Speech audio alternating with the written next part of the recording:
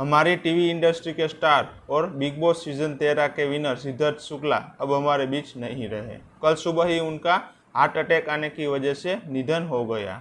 एक रिपोर्ट के अनुसार बुधवार शाम को सिद्धार्थ शुक्ला थोड़ा सा अनकंफर्टेबल फील कर रहे थे, तो वो रात को गोली पीने के बाद सो गए और फिर सुबह उठे ही नहीं। जब उनकी फैमिली को पता चला तो तुरंत उनको हॉस्पिटल ले गए और वहाँ डॉक्टरों ने चेक करने के बाद उनको डेथ डिक्लेयर किया।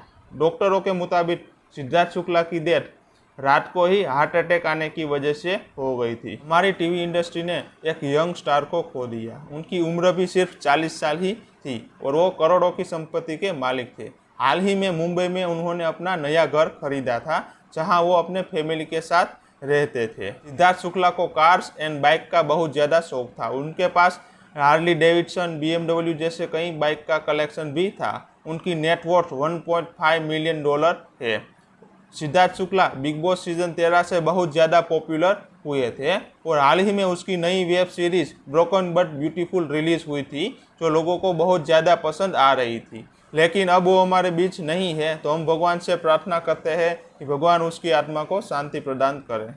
पहले के ज़माने में हार्ट अटैक बुढ़ापे की बीमारी थी, यानी कि 50 या 60 साल के बाद ही हार्ट अटैक आता था। लेकिन आजकल 40 साल, 30 साल, यहाँ तक कि 20 साल के बच्चों को भी हार्ट अटैक आने लगे हैं।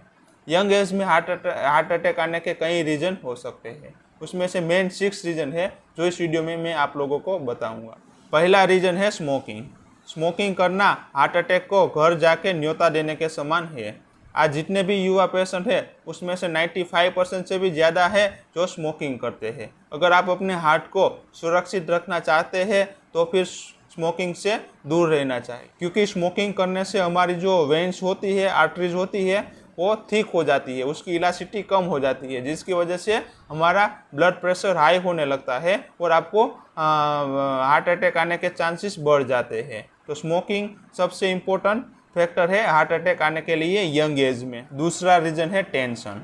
आज की इस भागदौड़ भरी ज़िंदगी में हर इंसान को कोई ना कोई टेंशन है। ज़्यादा टेंशन लेने की वजह से लंबे समय बाद आपका ब्लड प्रेशर हाई होने के चांसेस बढ़ जाते हैं। अगर आपका ब्लड प्रेशर हाई रहता है तो आपको हार्ट प्रॉब्लम होना शुरू हो जाएगी। हाई ब्लड प्रेशर की वजह से आपको हार्ट अटैक आने के चांसेस भी बढ़ जाते हैं। सिद्धार्थ शुक्ला का स्वभाव भी short temper and highly aggressive था।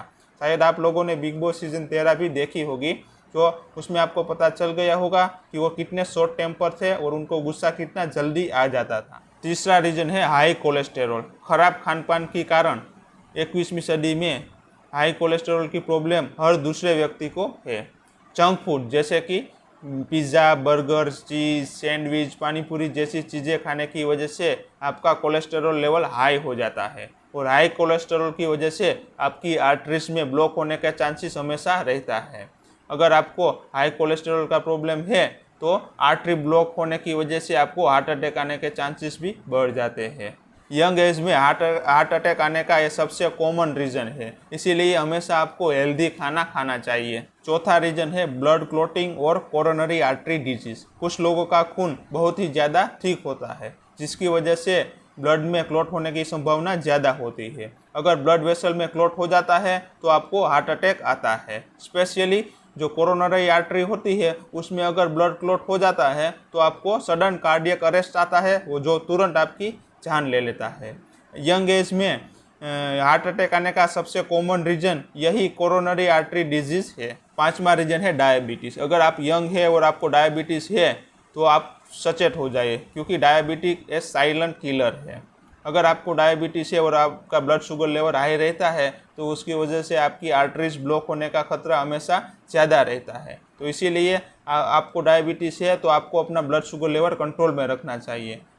उसके लिए आपको अपने डॉक्टर को कंसल्ट करके मेडिकेशन भी शुरू कर सकते हैं, या फिर अपने डाइट को कंट्रोल रख के भी आप डायबिटीज़ को कंट्रोल में रख सकते हैं। छठा रीज़न है लैक ऑफ एक्सरसाइज। पहले के ज़माने के लोग बहुत ज़्यादा हार्ड वर्क करते थे, लेकिन आज के इस डिजिटल युग में ऑफिस वर्क का मतलब हो चुका है कंप्यूटर वर्क। पूरे दिन बैठे बैठे काम करने की वजह से, अनियमित दिनचर्या और लैक ऑफ एक्सरसाइज की वजह से यंग एज में हार्ट डिजीज़ का प्रॉब्लम बहुत ज़्यादा बढ़ने लगा है।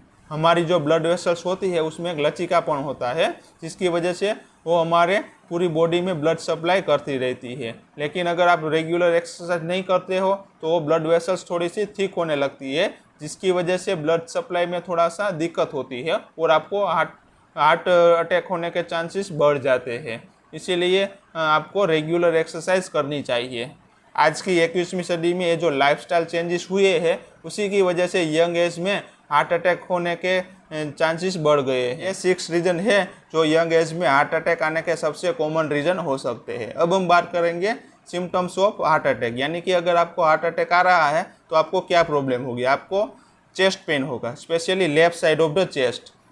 चेस्ट से वो पेन आपके लेफ्ट शोल्डर और लेफ्ट हैंड में भी होगा, और आपको सीवियर पेन होगा और प्रेशर फीलिंग आएगी। साथ साथ आपको घबराहट जैसी फीलिंग भी आएगी, आपको हेडेक होगा, चक्कर आएंगे और आपको सांस लेने में भी दिक्कत हो सकती है, और आपको पसीना भी ज़्यादा आएगा। अगर आपको डायबिटीज़ है तो शायद आपको पेन फील ना भी हो। इसीलिए अगर आपकी यंग एज है और अगर आपको डायबिटीज़ है या नहीं है, आपको हर साल आपका एक ब्लड रूटीन चेकअप जरूर करा लेना चाहिए, जिसमें लिपिड प्रोफाइल, RBS, ECG और 2D इको ये जरूर करा लेना चाहिए, जिसकी वजह से अगर आपको कोई भी हार्ट प्रॉब्लम है तो उसका आपको तुरंत पता चल जाएगा। आई होप गाइस आपको ये वीडियो पसंद आई होगी। अगर पसंद आई तो जल्दी से वीडियो को लाइक कर दीजिए और अपने फ्रेंड के साथ शेयर कर दीजिए।